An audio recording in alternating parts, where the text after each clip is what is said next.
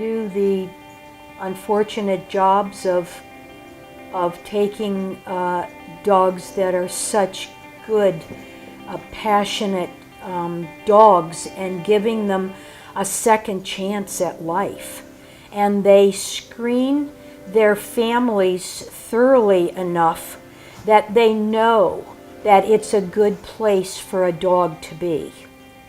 The unconditional love of an animal, and we didn't understand that until we got Casey. We're coming up on our 25th anniversary. We didn't have any kids, and she's our little kid, and she just instantly became so much a part of our lives, and we would be absolutely lost without her. And then I saw the ad for her, and the second I saw it, I was like, oh my God, that's my dog. No question, my dog. You know, she got wonderful, wonderful care, both in her foster care, but also just the extent of veterinary care you guys took her for was, she would have been killed at the pound. I have no doubt that they would have killed her. She was sick and they wouldn't have paid to take care of her, and she would have just been killed, and she's wonderful. We haven't had any behavioral problems. She's just wonderful, and how many other animals are out there like that? That just, all they need is a little bit of love and a home. No, you guys are amazing. I can't thank you enough.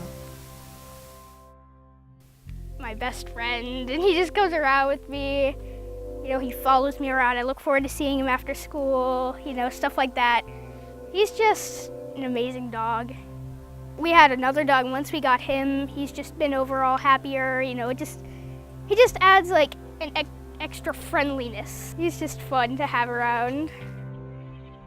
There was not a glitch from the beginning to the end. The people at Dogs Unlimited are so organized and so right to the point and so thorough in what they do and so passionate about what they do. They make it so easy for you to adopt from them.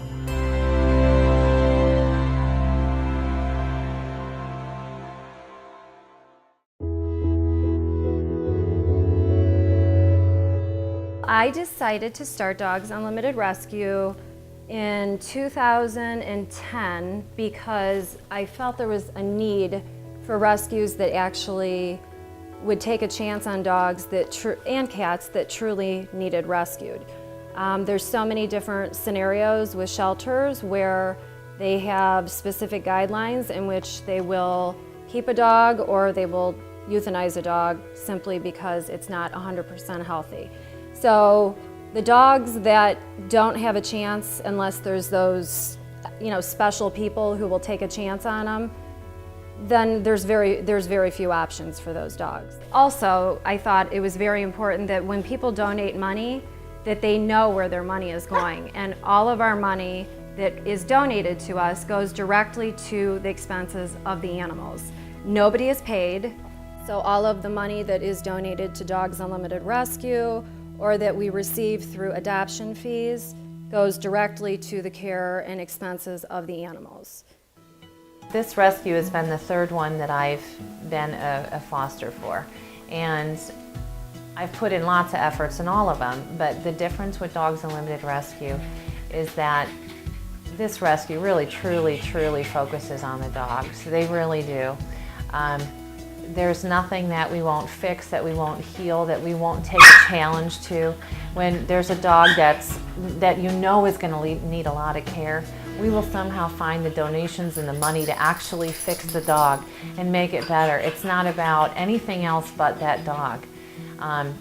If we're out of funds, we dig into our own pockets. You know, there's nothing that's too big that this rescue won't handle. And that's what makes this rescue very special. I've been rescuing now for only about 3 years, nonstop. And I do it because I believe in this particular rescue, and the right decisions are always made and the challenges are always accepted with any dog. And the volunteers, and it's a rescue that appreciates everybody that puts in every effort to it. And that's a great rescue. That's a rescue you want to donate to.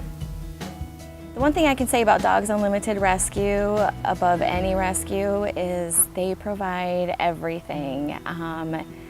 Not just the medical care, the prescriptions the dog needs, heartworm, flea prevention. They provide the crates, leashes, collars, harnesses, food, treats, beds, everything. So it's just phenomenal. I don't know of any other rescue that does that, and this is the whole reason I've worked with other rescues that I ended up with Dogs Unlimited Rescue, because, you know, these days are hard for everybody, but we still want to help, and with this kind of awesome things that this rescue provides, it makes it available for more people to foster, I think. Definitely myself, for sure. They are the best organization out there. I can't say more about Gina and Diane and everybody else that, you know, I work with. They bend over backwards. They spend so much of their own time, their own money, just to make sure you get the right dog. It's so wonderful that they take in like the worst of the worst cases. They're not taking in like the cute puppies, well, not only the cute puppies that are easy to adopt out. They take the ones that need help, really need help. Whereas she would have just been euthanized. She's so happy. She's so full of life. She wants to be loved. She's just sick. Or she was sick. She's just needs some extra love. And, you know, a lot of organizations understand you can't do it, but how do you get to know Phoebe and not want to take care of her? Dogs Unlimited Rescue, I have to say, is probably one of the best rescues around. I've volunteered for another rescue that really cannot measure up to Dogs Unlimited. Gina will go out of her way to do whatever she can to save the animals. I mean, there are times when I've called her on the road and said, I'm bringing more than the expected amount back. And she goes, okay, we'll find a foster, or we'll do whatever we need to do. And just like with Abbott, I mean, she's gone extreme lengths with him, you know, just to give him a quality of life that he otherwise wouldn't have. He wouldn't be here today if it wasn't for Gina and Diane. We have dogs that have terminal illness, and when dogs such as Abbott are dumped off at a shelter and given 2 weeks to live with cancer, no other rescues are obviously going to take him. Number one, they don't want to waste the space. Number two, they know he's going to be dead in 2 weeks. But we look at it as we cannot let him die in a shelter when he has terminal cancer. He needs to have at least the 2 weeks of love and warmth and comfort and a loving home, and he deserves it. He can't speak for himself. We have to speak for these dogs that, yes, they're sick and they're ill and they're old, but there's a dog for everybody. And believe it or not, we find phenomenal homes for these dogs, and we have phenomenal fosters that if we don't, they will keep them forever, and they get the best medical treatment there is. They would have put him down because they only gave him 2 weeks, and it's been a month now, and look at him. I mean, he's a little frail, but he's doing great, and he's happy.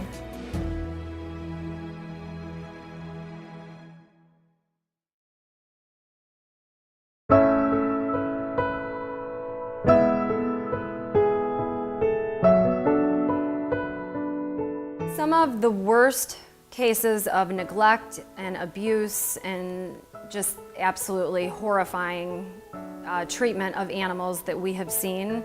We had one German Shepherd that we took from the city of Cleveland Kennels that somebody had poured acid all over and literally burned her entire body practically.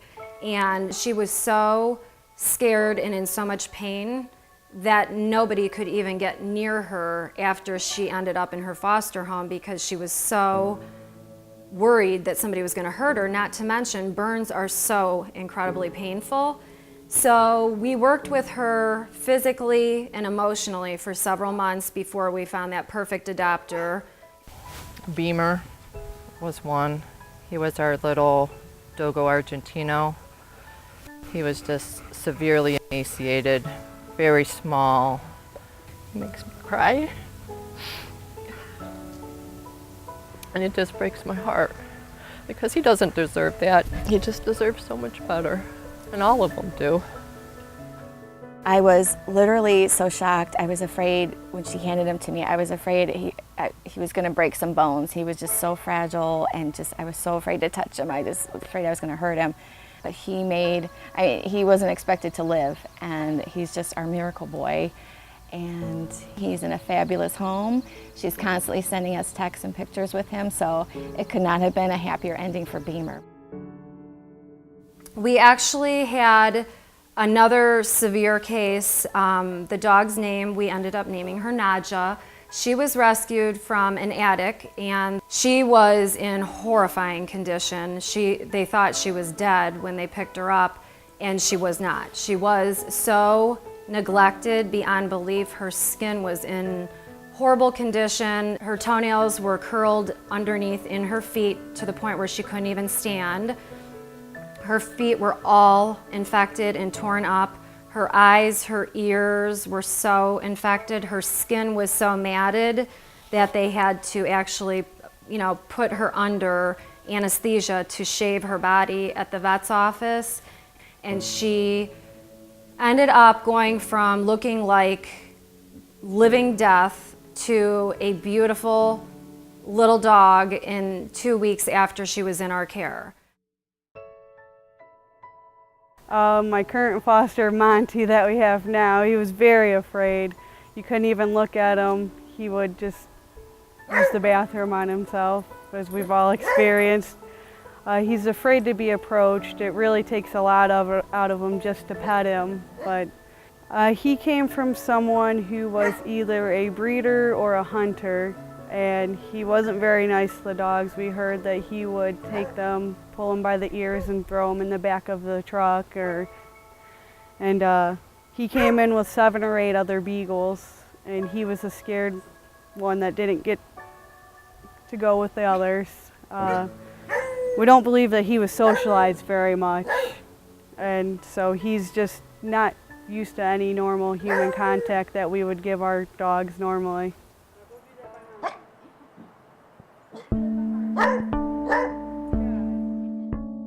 It's amazing to see these dogs, what they have gone through, the neglect, the abuse.